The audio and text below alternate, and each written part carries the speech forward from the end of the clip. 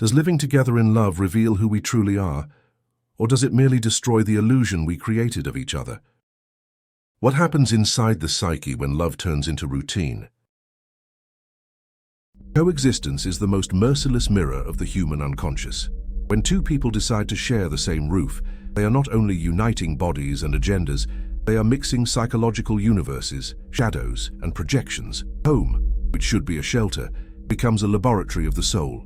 It is there that masks fall, the romantic ideal dies, and the confrontation between what one is and what one expects from the other arises. According to Jung, every intimate relationship is an alchemy, a process where love transforms into power and power into self-knowledge or destruction. Therefore, living with someone is not a natural evolution. It is an initiatory rite, and only those who understand the invisible forces that arise under the same roof can preserve their essence without losing themselves in the other's soul. His name was Raphael. Young, disciplined, and ambitious, he believed he had found ultimate love in Laura, a sweet, intelligent woman who inspired him to be better. After 2 years of dating, they decided to move in together. To him, it seemed like the logical step. They would share dreams, bills, and peaceful days. But without realizing it, the atmosphere began to change. Small, previously insignificant gestures began to carry symbolic weight. A misplaced glass, a wet towel on the bed, the time he spent on the computer, everything became a reason for silent observation. Laura was no longer just a companion, she was also a mirror and a judge. Raphael, who had previously felt admired, began to feel evaluated. The house, once a refuge, became an invisible testing ground. He noticed her gaze when he arrived home late from work, the subtle tone in her questions about his priorities, the veiled criticism disguised as care. These weren't open arguments, but subtle tensions, like cracks in a wall that slowly grow. And little by little, Raphael began to give in. He stopped going out with friends, adjusted his schedule, and reduced his training, believing this to be love. But in doing so, he began to lose something even she hadn't noticed, his inner presence. Harmony turned into uncomfortable silence. Admiration gave way to impatience. The relationship, once light, became a constant negotiation. Carl Jung said that prolonged cohabitation reveals the collective unconscious of the couple. It is in this intimate space that the shadows are projected, the fear of abandonment, his fear of inadequacy, the silent struggle for control. Neither was to blame. They were simply being dragged along by the natural process of the psyche. When love shifts from enchantment to cohabitation, what was once idealized becomes judged. Raphael realized too late that by opening the doors of his home, he had opened the doors of his own unconscious. Modern science confirms what Jung already intuited. Romantic cohabitation is one of the most intense contexts for psychological projection. Researchers at Stanford University demonstrated that after 6 months of cohabitation, couples show an average 40% decrease in romantic idealization behaviors.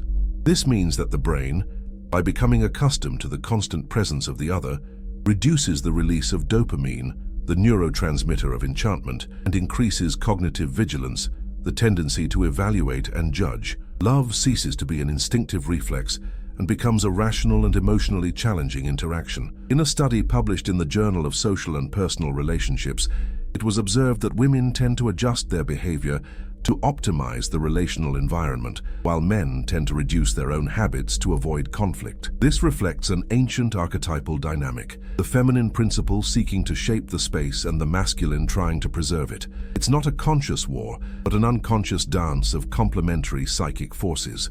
When the couple ignores this tension, love turns into control. From a neurological perspective, continuous cohabitation activates brain regions linked to monitoring and territorial defense. Neuroscientist Helen Fisher describes how, at the beginning of love, the dopaminergic system, the system of seeking and experiencing novelty, predominates, but over time, it gives way to the attachment system, controlled by oxytocin and vasopressin. These substances, while creating bonds, also heighten sensitivity to threats and discomfort. This is why, paradoxically, the same bond that creates security can also generate irritation. Jung called this process individuation in conflict, the moment when two psychospheres attempt to coexist without one dissolving the other. In modern parlance, this corresponds to the balance between autonomy and emotional fusion. When the balance tips too far toward control, subtle symptoms emerge: anxiety, insomnia, exhaustion, that are not only emotional in origin, but symbolic as well. The unconscious begins to scream through the body. A study conducted by American psychologist Terry Orbuch followed couples for more than 2 decades and found that the main predictor of marital dissatisfaction is not infidelity or money, but the accumulation of micro-criticism and small losses of respect. Each act of devaluation undermines the partner's psychic identity until what remains is a cohabitation devoid of eros, admiration, and soul. Coexistence, therefore, is not the problem in itself. It's the lack of awareness of what it awakens. Living under the same roof is like living inside a magnified mirror. Everything you've repressed, everything you've ignored in yourself, will emerge reflected in the other. The partner becomes the symbolic bearer of their own shadows. Therefore, many relationships end not because of a lack of love, but because of excessive projection. The other cannot bear to be the mirror of a soul that has not yet learned to see itself. Jung described love and coexistence as a symbolic field where 4 forces act simultaneously: projection, identification, resistance, and individuation. These forces define the unconscious stages of every relationship that goes beyond the initial enchantment. Understanding these phases is understanding the very workings of the human psyche in the face of intimacy. The first is the projection phase, when the individual transfers to the partner everything they desire to be or find. The other becomes the bearer of ideal virtues, emotional salvation, and the meaning of life itself. This is the enchantment stage, in which love is still fantasy. The second is the identification phase, when personalities begin to intertwine. Habits, values, and beliefs merge. The couple forms a symbolic entity, a we that replaces the I. Here arises both comfort and danger, the risk of losing individuality in the name of harmony. The third is the resistance phase, when the unconscious begins to react to the fusion. Differences, discomfort, and the need for space emerge. Love becomes a psychological test. Finally, the individuation phase, the rarest and most profound. In it, each partner learns to love without losing themselves. The relationship ceases to be a fusion and becomes a conscious exchange, where each sees the other not as an idealized mirror, but as a companion on their inner journey. These 4 forces don't follow a straight line. They oscillate like internal tides. In some couples, projection never fades. In others, resistance destroys the bond before individuation. The secret lies in recognizing the cycle, not controlling it. Because love, in the Jungian sense, is allowing the other to confront us with what we don't yet know about ourselves.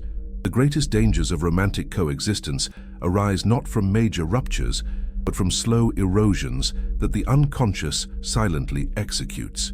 Jung said that what is not brought to consciousness returns as destiny, and this is how love, when experienced without self-knowledge, becomes a force that destroys the very bond it sought to protect. There are 3 fundamental dangers in this process: continuous projection, invisible control, and the dissolution of the self. The first danger is continuous projection. When our partner becomes a mirror to heal what's wounded within us, love ceases to be an encounter and becomes transference. The other person begins to carry responsibilities that don't belong to them, and the relationship becomes a disguised search for redemption. The second danger is invisible control. It doesn't appear as overt domination, but as manipulation disguised as care. Small criticisms, subtle gestures, and constant emotional demands serve to test power over the other. Love loses its lightness and takes the form of surveillance. The third danger is the dissolution of the self. When effective fusion surpasses the limits of consciousness, the individual loses their own form. They cease to exist as an autonomous being and begin to live within the psyche of the other. The relationship becomes a cloudy mirror where it is no longer clear who loves and who merely fears loneliness.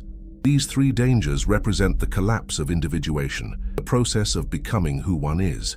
Love, without psychic boundaries, becomes an emotional prison. Only lucidity can break this cycle. Loving consciously is recognizing that the other does not come to complete us, but to reveal what we still need to integrate within ourselves. Every loving transformation goes through 3 internal phases: awakening, confrontation, and reconstruction. These are inevitable stages of emotional maturation, and each requires the individual to face their own shadow before attempting to understand the other. Without going through these phases, love remains childish, trapped in the fantasy of eternal fusion. The first phase is awakening. The enchantment begins to dissipate, and recognition of reality emerges. It's the moment when one realizes that the other is not a projection, but an autonomous being. with their own lights and shadows. This initial shock can be painful, but it also paves the way for true love, the kind that sees and accepts imperfection. The second phase is confrontation. Here the relationship becomes a mirror of everything that needs healing. Disagreements and conflicts reveal the unconscious wounds each person carries. This is the most difficult stage because it requires courage to look within instead of blaming one's partner. It's at this stage that many give up, mistaking growth for threat. The third phase is reconstruction. After facing the shadows, the couple can be reborn at another level of consciousness. They no longer seek completeness but partnership.